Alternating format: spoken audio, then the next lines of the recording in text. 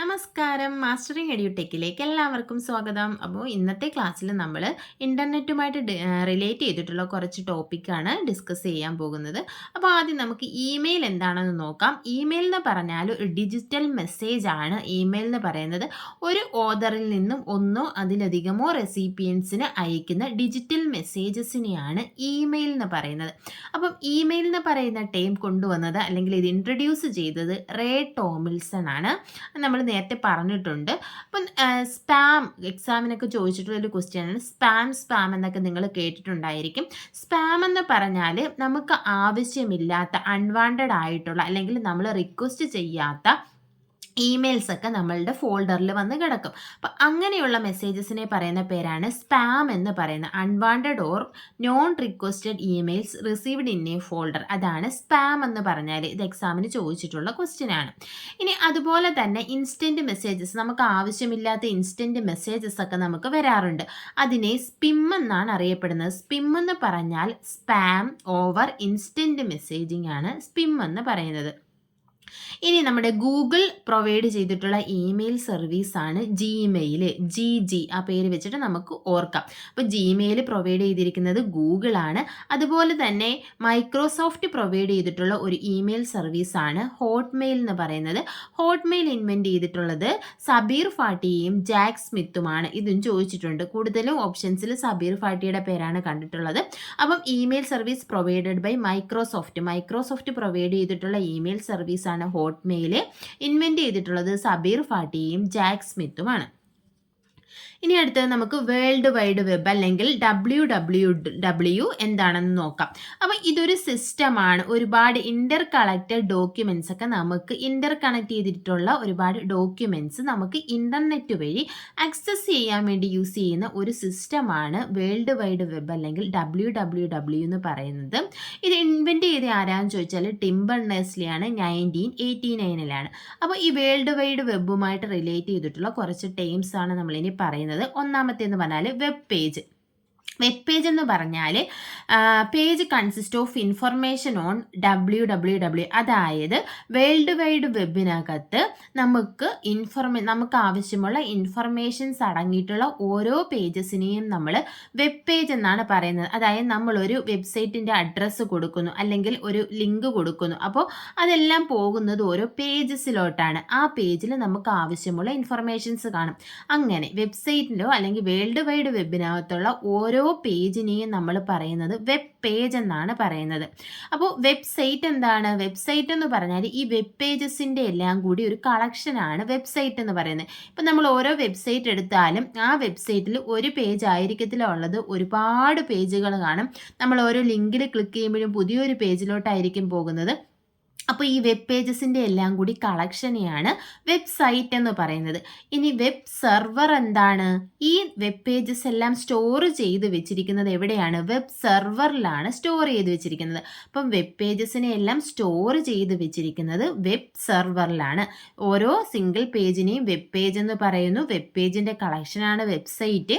ഈ web pages എല്ലാം store ചെയ്ത് വെച്ചിരിക്കുന്നത് വെബ് സെർവറിലാണ്. ഇനി അടുത്ത ടൈം നമുക്ക് നോക്കാം വെബ് ബ്രൗസർ. എന്താണ് വെബ് ബ്രൗസർ? ഈ വെബ് സെർവറിൽ സ്റ്റോർ ചെയ്ത് വെച്ചിരിക്കുന്ന വെബ് പേജസിനെ എല്ലാം റിട്രീവ് ചെയ്ത് കൊണ്ടുവരുന്നത് ആരാണ്? വെബ് ബ്രൗസറാണ്. നമ്മളൊരു പേജിൻ്റെ അഡ്രസ്സ് കൊടുത്തു കഴിഞ്ഞാൽ ആ ഒരു പേജ് നമുക്ക് കാണണമെങ്കിൽ ഏത് വേണം? വെബ് ബ്രൗസർ വേണം. അപ്പോൾ വെബ് സെർവറിൽ സ്റ്റോർ ചെയ്തിരിക്കുന്ന വെബ് പേജസിനെ എല്ലാം റിട്രീവ് ചെയ്യുന്നത് ആരാണ്? വെബ് ബ്രൗസറാണ്. ഇനി നമുക്ക് നോക്കാം ഹോം പേജ് എന്താണ്? ഒരു വെബ്സൈറ്റിൻ്റെ ഫസ്റ്റ് പേജ് അല്ലെങ്കിൽ മെയിൻ പേജാണ് ഹോം പേജ് എന്ന് പറയുന്നത്. ഇപ്പോൾ നിങ്ങളൊക്കെ PSC സൈറ്റ് വെബ്സൈറ്റ് നമ്മളെല്ലാവരും യൂസ് ചെയ്യുന്നവരാണ്. അപ്പോൾ നമ്മൾ PSC സൈറ്റിൽ കയറുമ്പോൾ ആദ്യം പോകുന്നത് ഏത് പേജിലേക്കാണ്? അതിൻ്റെ മെയിൻ പേജ് അല്ലെങ്കിൽ ഹോം പേജിലേക്കായിരിക്കും പോകുന്നത്. ഇനി അടുത്തത് ഹൈപ്പർ ലിങ്ക് ആണ്. ഹൈപ്പർ ലിങ്ക് എന്ന് പറഞ്ഞാൽ ഒരു ലിങ്ക് ആണ്. ആ ലിങ്കിൽ നമ്മൾ ക്ലിക്ക് ചെയ്ത് കഴിയുമ്പോൾ അതുമായിട്ട് റിലേറ്റ് ചെയ്തിട്ടുള്ള ഡോക്യുമെൻറ്റിലേക്കായിരിക്കും പോകുന്നത്. ഓരോ ലിങ്കും അങ്ങനെയാണ്. ഓരോ ലിങ്കിൽ ക്ലിക്ക് ചെയ്യുമ്പോഴും ആ ലിങ്കുമായിട്ട് റിലേറ്റ് ചെയ്തിട്ടുള്ള ഡോക്യുമെൻ്റ് ഏതാ ആ ഡോക്യുമെൻറ്റിലേക്കോ ആ വെബ് പേജസിലേക്കോ ആയിരിക്കും പോകുന്നത്. അപ്പോൾ ഇങ്ങനെയുള്ള ലിങ്കിനെയാണ് ഹൈപ്പർ ലിങ്ക് എന്ന് പറയുന്നത്. ഇനി URL എന്താണെന്ന് നോക്കാം. URL എന്ന് പറഞ്ഞാൽ യൂണിഫോം റിസോഴ്സ് ലൊക്കേറ്റർ ആണ്. അപ്പോൾ നമ്മുടെ വെബ് റിസോഴ്സിലെ ഓരോ വെബ് പേജസിനെയും ഐഡൻറ്റിഫൈ ചെയ്യാൻ വേണ്ടിയിട്ടുള്ള അഡ്രസ്സാണ് URL അല്ലെങ്കിൽ യൂണിഫോം റിസോഴ്സ് ലൊക്കേറ്റർ എന്ന് പറയുന്ന ഫുൾ ഫോമും എക്സാമിന് ചോദിച്ചിട്ടുള്ളതാണ്. അപ്പം ഞാൻ ഇവിടെ കൊടുത്തേക്കുന്ന എക്സാമ്പിൾ കണ്ടോ, http://www.google.com ഇങ്ങനെയായിരിക്കും നമ്മുടെ URL കാണുന്നത്. നമ്മൾ ഓരോ പേജോ അല്ലെങ്കിൽ ഓരോ ലിങ്കിൽ ക്ലിക്ക് ചെയ്യുമ്പോഴും നമ്മുടെ മുകളിലത്തെ സെർച്ച് ബാറിൽ നമുക്ക് ഈ URL കാണാൻ സാധിക്കും. ഇനി നോക്കിയേ, ഡൊമൈൻ നെയിം. ഈ URLൻ്റെ ഒരു പാർട്ടാണ് ഡൊമൈൻ നെയിം എന്ന് പറയുന്നത്. ഇപ്പോൾ ഈ ഒരു URL ഈ google.com എന്ന് പറയുന്നതാണ് അതിൻ്റെ ഡൊമൈൻ നെയിം. അപ്പോൾ നമ്മുടെ URLൻ്റെ ഒരു വെബ് പേജിനെ ഓരോ വെബ് പേജിനെ ഇൻഡിക്കേറ്റ് ചെയ്യുന്ന ആ ഒരു URL കാണപ്പെടുന്ന ഒരു പാർട്ടാണ് ഡൊമൈൻ നെയിം എന്ന് പറയുന്നത്. ഇനി ഡൊമൈൻ നെയിം സിസ്റ്റം എന്താണെന്ന് നോക്കാം. എന്താണെന്ന് വെച്ചാൽ ഈ ഡൊമൈൻ നെയിമിനെ അതിന് കറസ്പോണ്ടിങ് ആയിട്ടുള്ള IP അഡ്രസ്സിലേക്ക് കൺവേർട്ട് ചെയ്യുന്ന സർവീസിനെയാണ് ഡൊമൈൻ നെയിം സിസ്റ്റം എന്ന് പറയുന്നത്. അപ്പം ഓരോ ഡൊമൈൻ നെയിമിനെയും IP അഡ്രസ്സിലേക്ക് കൺവേർട്ട് ചെയ്യുന്ന സിസ്റ്റം അല്ലെങ്കിൽ സർവീസ് ആണ് ഡൊമൈൻ നെയിം സിസ്റ്റം. ഓരോ ഡൊമൈൻ നെയിമിനും എന്ത് കാണും, ഒരു സഫിക്സ് കാണും. നമ്മളിവിടെ പറഞ്ഞതുപോലെ ഗൂഗിൾ കഴിഞ്ഞിട്ട് ഒരു .com എന്ന് വരുന്നില്ലേ, ഈ .com ആ ഒരു പാർട്ടാണ് സഫിക്സ് എന്ന് പറയുന്നത്. അപ്പോൾ ഓരോ ഡൊമൈൻ നെയിമിനും കറസ്പോണ്ടിങ് ആയിട്ട് ഒരു സഫിക്സ് കാണാം. അപ്പോൾ ഇമ്പോർട്ടൻ്റ് ആയിട്ടുള്ള കുറച്ച് സഫിക്സുകളുണ്ട്. അത് ഏതൊക്കെയാണെന്ന് നമുക്ക് നോക്കാം. .gov എന്ന് പറയുന്നത് റെപ്രസെൻ്റ് ചെയ്യുന്നത് ഗവൺമെൻറ് ഏജൻസീസിനെ ആയിരിക്കും. .edu എന്നാണ് നമ്മൾ സഫിക്സ് കാണുന്നതെങ്കിൽ അത് എഡ്യൂക്കേഷണൽ ഇൻസ്റ്റിറ്റ്യൂഷൻസിനെ റെപ്രസെൻ്റ് ചെയ്യുന്നതായിരിക്കും. .org ആണെന്നുണ്ടെങ്കിൽ നോൺ പ്രോഫിറ്റ് ഓർഗനൈസേഷൻ ആയിരിക്കും. .net ആണെങ്കിൽ നെറ്റ്വർക്ക് ഓർഗനൈസേഷൻ ആയിരിക്കും. .com ആണെങ്കിൽ കൊമേഴ്ഷ്യൽ ആയിരിക്കും. .mil ആണെങ്കിൽ മിലിറ്ററി ആയിരിക്കും.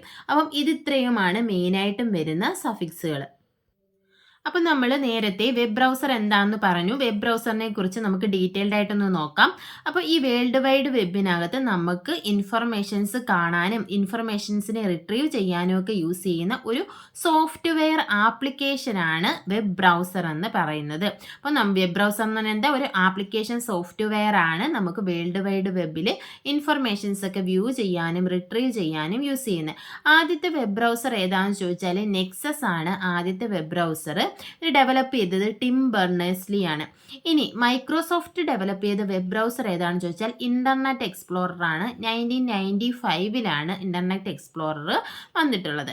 ഇനി അടുത്തത് ഗൂഗിൾ ഡെവലപ്പ് ചെയ്തിട്ടുള്ള വെബ് ബ്രൗസർ ആണ് ഗൂഗിൾ ക്രോം. ഇതൊക്കെ നമ്മൾ കേട്ടിട്ടുള്ളതാണ്. Internet explorer, Google Chrome, Mozilla Firefox എന്നൊക്കെ ഉള്ളത്. അപ്പോൾ ഗൂഗിൾ ക്രോം ഡെവലപ്പ് ചെയ്തിട്ടുള്ള ആ പേര് തന്നെയുണ്ട്, ഗൂഗിളാണ്.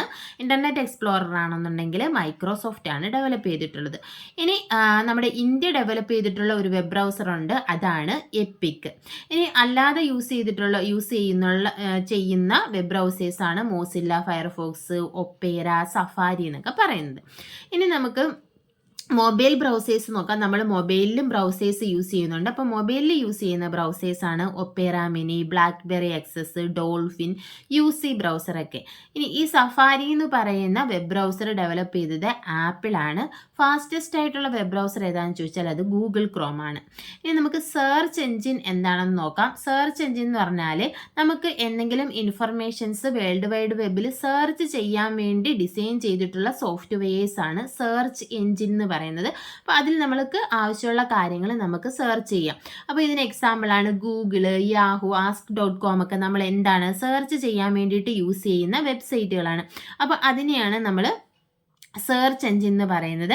ആദ്യത്തെ സെർച്ച് എൻജിൻ എന്ന് പറയുന്നത് ആർച്ചിയാണ്. 1990 ഇത് നിലവിൽ വന്നത്.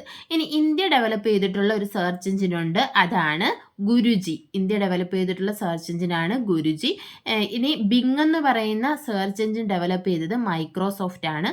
മറ്റ് സെർച്ച് എൻജിൻ എക്സാമ്പിളാണ് ഞാൻ നേരത്തെ പറഞ്ഞ പോലെ ഗൂഗിൾ ഉണ്ട്, യാഹു ഉണ്ട്, ask.com ഉണ്ട്, ബിങ് ഉണ്ട്, ആൾട്ട വിസ്റ്റ ഉണ്ട്. അങ്ങനെ ഒരുപാട് സെർച്ച് എൻജിൻസ് ഉണ്ട്. അപ്പോൾ ഇന്നത്തെ ക്ലാസ് എല്ലാവർക്കും ഇഷ്ടപ്പെട്ടെന്ന് വിശ്വസിക്കുന്നു. ക്ലാസ്സുകൾ മനസ്സിലാവുകയാണെന്നുണ്ടെങ്കിൽ നിങ്ങൾ ലൈക്ക് ചെയ്യുക, ഷെയർ ചെയ്യുക, അതുപോലെ തന്നെ കമൻറ്റ് ചെയ്യുക, സബ്സ്ക്രൈബ് ചെയ്യുക. താങ്ക്